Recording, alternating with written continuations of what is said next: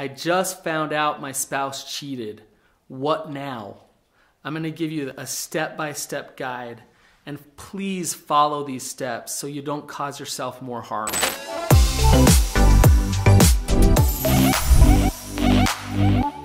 I am an expert on betrayal and infidelity. I've treated it for over a decade. I'm known as the expert on my podcast, The Betrayed, The Addicted, and The Expert. I have helped hundreds of couples work through the pains of betrayal and infidelity. I know what works and I know what doesn't work. This video is designed to help you in the first stages where you just found out that your spouse cheated. I'm going to help you know what to do and what not to do. First off, I just want to say I'm sorry. That sucks. There may be nothing more painful than betrayal, and I'm sorry. And you may not be feeling much support or much love from anybody. And I want you to know that I understand your pain. And it's not fair and it's not okay that your partner cheated on you. It hurts, and it hurts deeply. I'm sorry that you even have to watch this video right now. But since you're watching it, I'm going to help you.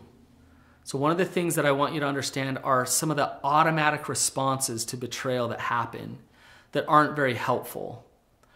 So think about it this way. I have 5 H's is what I call it, ways that people cope with betrayal.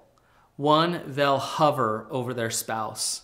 They'll look at everything that they're doing. They'll follow them online. They'll check their phones. They'll have check-ins every day. They'll make sure they're going to therapy. They'll do all kinds of things to hover over their partner to make sure that they're not getting cheated on again. Another thing that they'll do is hug. And what I mean by that is they'll try to get closer to their partner. They'll have sex more. They'll be nicer. They'll try to make sure that they're good enough as a spouse so that they don't get cheated on again. Another thing that happens is they'll hate. They'll get angry. They'll get violent. They'll get cutting and mean because they're protecting themselves because they've been hurt by getting betrayed. Another thing that they'll do is hide. They'll just try to not deal with it. So they found out they've gotten cheated on and they just want to sweep it under the rug and move on with life. That's not helpful either. Now, if you've done any of these things, you're normal. It's okay that you've done these things. But if you continue to do these things, you're not going to start to step into the healing process. Let's talk about how you can move forward and step into healing after you've been betrayed. So the first thing to understand is that you're going to feel some fear. You're going to feel some anger. There's going to be a lot of emotions going on inside of you. And if there's not, they're probably coming. You're probably just in a defense mode where you're trying not to feel, but they will come, and that's okay. Trying to control your partner not to hurt you again doesn't work for you to feel safe. As much as you want to control them, you'll come to a realization that you are not in control of them. And as you realize that, you'll feel shame and despair because you're trying so hard to make sure that you're loved.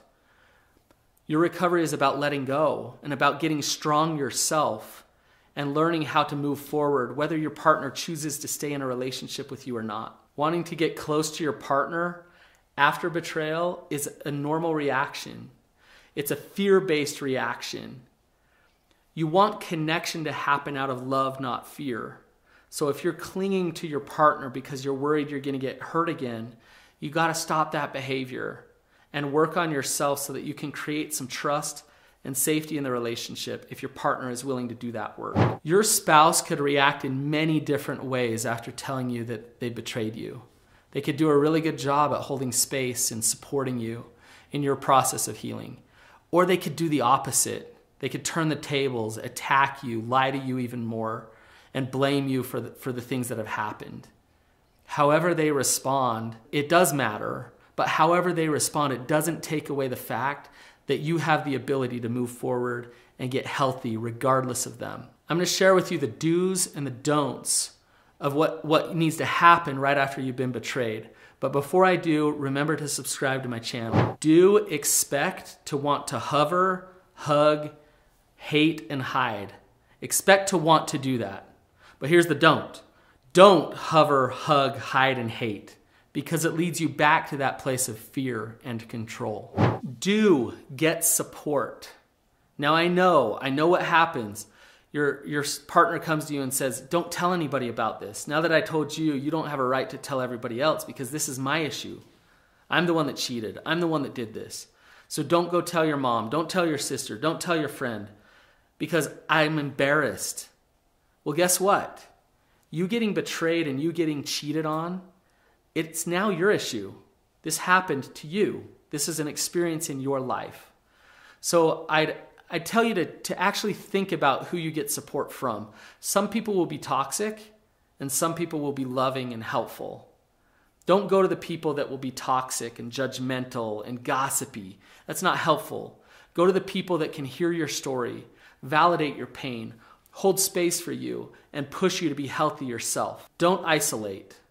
Don't tell yourself that I've got to just shut up and deal with this on my own. That's a normal reaction, but it's not helpful. You need an outlet. You need to process a lot of the feelings that you're feeling. Do work on yourself. I know it seems backwards. They did something to you, so why should you have to work on yourself?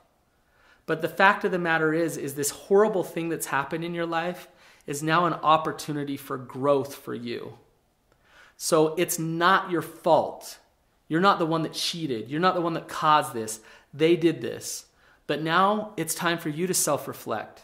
It's time for you to realize how healthy you are in your relationship and how you can improve. Don't blame yourself. Don't take accountability for what's not yours. Don't make this about you.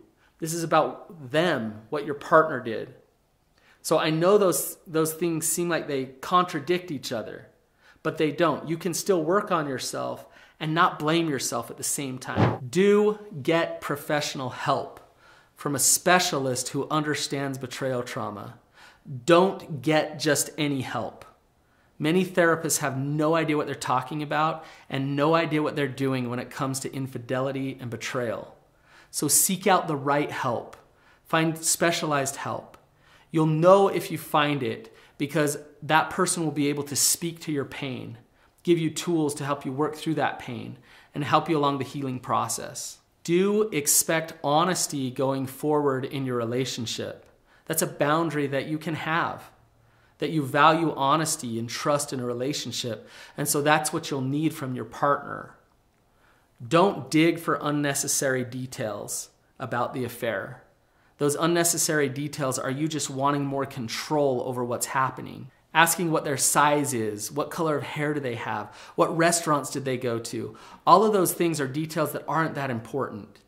You need the facts about the things that are dangerous to you and have hurt you. Have they had sex? How many times did they have sex? How long has this relationship been going on? Is this a physical affair? Is it an emotional affair? These things are important. Those are the necessary details.